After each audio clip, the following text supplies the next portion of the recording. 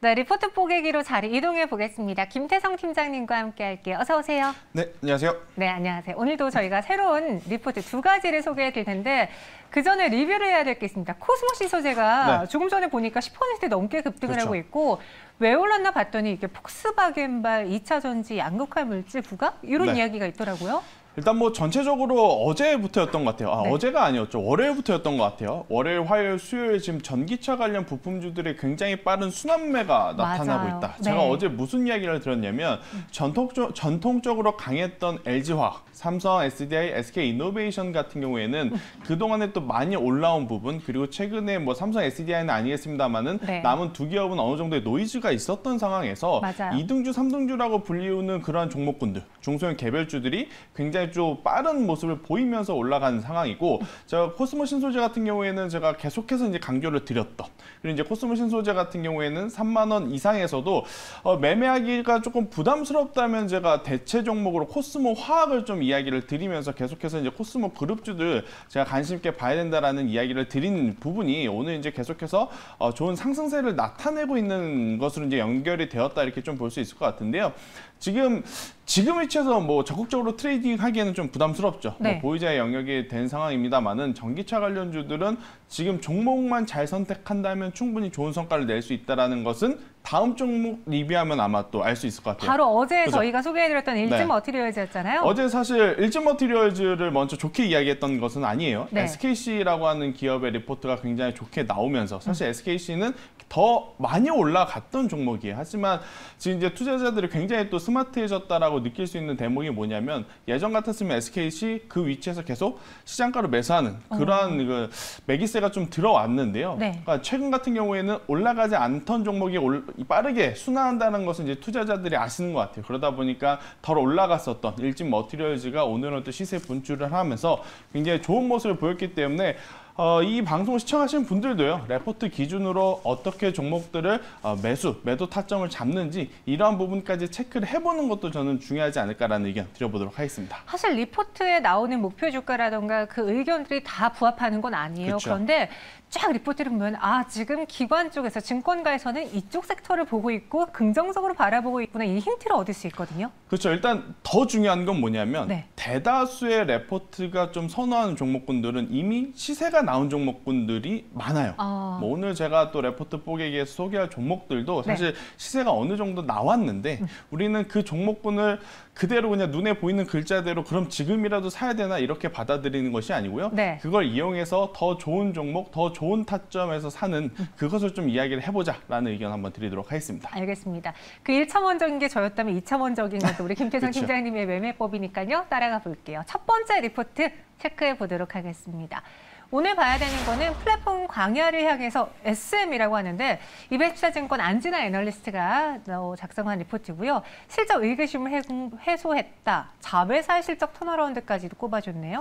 네, 일단 제가 왜 방금 그 이야기를 드렸는지 SM의 주가를 보면 알 것 같습니다. 많이 올랐죠. 주가가 정말 많이 올랐어요. 최근에 뭐 여러 가지 이야기들이 있었지만 미디어 엔터주들의 흐름이 굉장히 좋았습니다. 작년 4분기, 올해 1분기 굉장히 또 좋은 실적을 냈었고 특히 SM 같은 경우에는 그동안에 YG라든지 JYP의 좀 등살에 좀 밀리는 그런 모습을 보였지만 최근에 보면 이 에스파라고 하는 걸그룹이 굉장히 대형 히트를 좀 치면서 계속해서 이제 주가도 상승 곡선을 그리고 있는데 투자자분들이 가장 고민이 되는 게 바로 이 시점입니다. 그럼 지금이라도 사라는 건가? 지금이라도 우리가 트레이딩을 해야 되는 건가라는 고민이 저는 굉장히 많을 그러한 위치인데 저는 우선은 객관적으로 봤을 때 너무 많이 올라갔다. 그러니까 조금은 기다려보자라는 의견을 한번 드려보겠고 그럼 기다렸다가 다시 올라갈 수 있는 모멘텀이 뭐가 있을 것이냐라는 것을 봤을 때 앞서 레포트에서 무슨 이야기를 들었냐면 이 자회사의 실적이 턴어라운드가 되고 있다. SMCNC 그리고 키스트를 이제 가지고 있는데 그 중에서 이제 키스트에 대한 이야기를 좀 해보면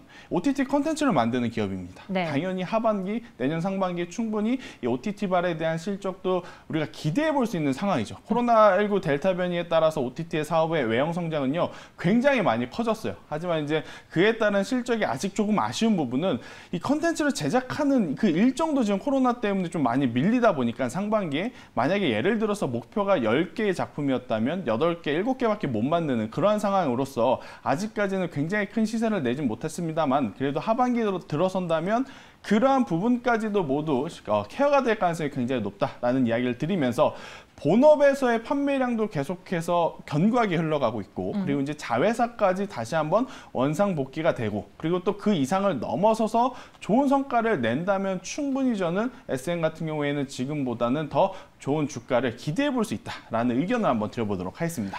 SM의 차트 보면서 다시 한번 이야기를 해볼게요. 사실 주가가 오른 건요, 단순히 뭐 에스파, NCT뿐만 아니라 최대 주주 지분 매각 그쵸. 이야기가 있었잖아요. 당시 뭐 카카오, 네이버도 거론되면서 시동을 네. 걸었고 거기 이후에 에스파, NCT까지 더해진 그쵸. 건데 와, 갖고 있는 분들은 사실 제가 봤을 땐 여기서 사서 계속 들고 가신 분들 많지 않을 거예요. 그쵸. 네, 가장 많이 지금 가지고 있을 가격대가 6만 원대. 6만 저는 원대요. 그럴 거라 생각이 듭니다. 네. 네, 가지고 있으면서도 굉장히 불안불안해 하시는 그 가격대에 지금 SM 같은 경우에는 많이 보유를 하고 계실 것 같은데 일단 보유자분들 같은 경우에는 중간중간에 노이즈 혹은 뭐 여러 가지의 수급적인 영향 그리고 지수의 외부 충격에 따른 조정에 따라서 대밀림은 나올 수는 있지만 네. 저는 하반기까지 가져갔을 때는 충분히 좋은 성과를 낼 수 있을 것이다라는 이야기를 드려보도록 하겠고요. 가장 중요한 것은 없으신 분들. 그러면 SM 좋다고 하는데 얼마에 사는 게 가장 적합할까라는 이야기에는요. 저는 조금은 기다렸다가요. 이러한 종목군들 같은 경우에는 뭐 1차적으로는 20일 이평선, 뭐 2차적으로는 60일 이평선까지 조정이 나올 가능성이 굉장히 높은데 아마 이제 그 조정의 폭을 감안을 해서 이 가격대를 산정을 해보면 저는 6만 원 이하에서 사는 것이 조금은 더 낮게 사는 방법이 아닐까라는 생각이 들어서요. 6만 원 이하에 사신 분들은 목표가를 8만 원을 좀 잡고 가보자라는 이야기. 만약에 네. SM을요 35,000원, 4만 원에 잡으신 분들은 손절 라인이 거의 필요가 없죠. 그렇죠. 어디까지 가나 한번 가져갈 때까지 가보자 그 전략을 하시면 되는데 만약에 위에 사신 분들 같은 경우에는 5만 원이라는 가격대가 이탈이 되게 되면 그때는 잠시 좀 빠져나와야 된다라는 의견 전략까지 드리도록 하겠습니다. 알겠습니다. SM의 이 차트를 보니까 에스파 신곡 제목이 생각이 나는데 뭔지 아시나요? 넥스트 레벨이죠? 네, 다음 레벨로 다 올라가고 있는 SM의 주가 보셨고요. 별점도 드려볼게요. 5점 만점에 몇 점이죠? 네, 4점입니다. 그 한 점은 뭐냐면 주가가 너무 올랐다. 높다라는 거. 네, 네. 그거를 제외한다면 굉장히 매력도가 높을 수 있는 SM 그리고 SM을 포함한 엔터주들은요. 그동안에 대형 콘서트라든지 해외 투어가 없었더라도 굉장히 좋은 실적을 냈었던 산업이기 때문에 향후에 네. 더 기대를 가져볼 만하다라는 의견까지 한번 말씀드리도록 하겠습니다. 알겠습니다. 아쉬운 거는 이미 주가에 많이 그쵸. 반영이 되었다일 것 같네요. 이어서 두 번째 리포트도 체크해 보겠습니다. 김태성 팀장님이 꼽은 리포트고요. 비용 증가, 기대치 하향, 한미약품이라는 내용이에요. 키움증권의 허혜민 연구원이 작성을 했는데 안 좋은 이야기가 많아 보이네요.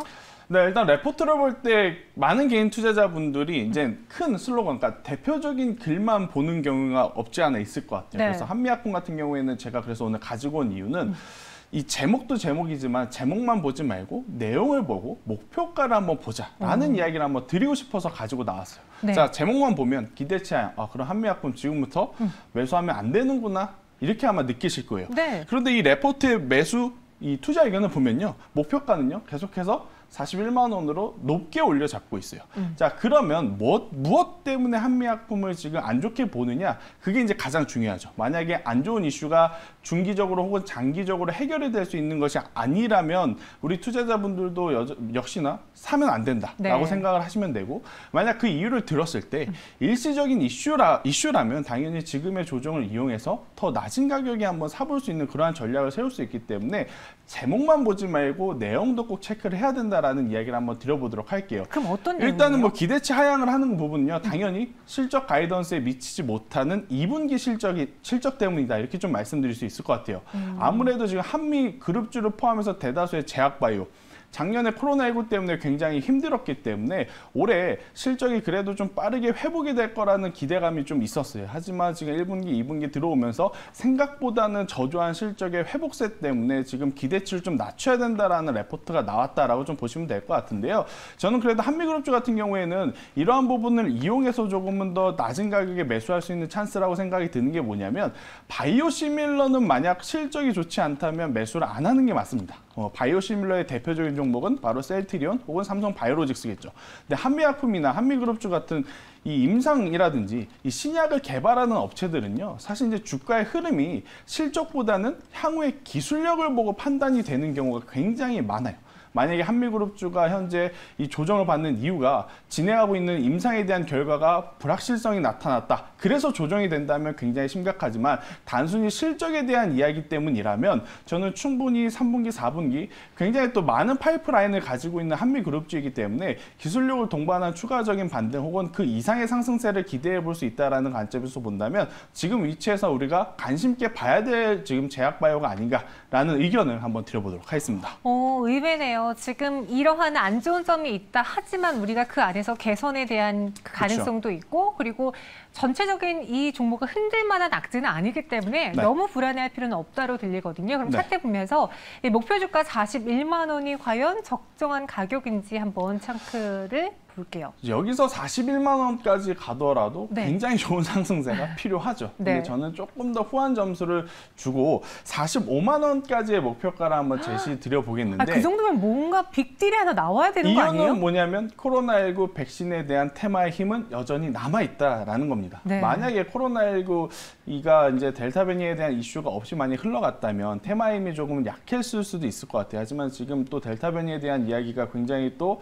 심해지고 있는 상황이다 보니까 그 어느 때보다도 백신 그리고 치료제 그리고 또 백신이라고 한다면 mRNA 기술을 가지고 있느냐 가지고 있지 않느냐 그리고 혹은 이 백신 생산을 지금 당장 할 수 있느냐 없느냐 이걸로 굉장히 또 많이 갈릴 가능성이 높은데 한미 그룹주들은 그들의 테마에서도 굉장히 긍정적인 면모를 가지고 있는 기업이기 때문에 충분히 목표가를 좀 위로 잡아도 괜찮지 않을까라는 의견을 한번 드려보도록 하겠습니다. 그래서 목표 주가는 이제 리포트에서 41만 원이 나왔는데 그보다 높은 45만 원을 제시해 주셨고요.